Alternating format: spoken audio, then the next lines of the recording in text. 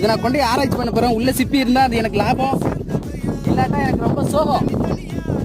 நம்ம கடலில் தூக்கி போடணுமா நீங்கள் சொல்லுங்கள், கமெண்ட்டில் பண்ணுங்க. தூக்கி போடவா?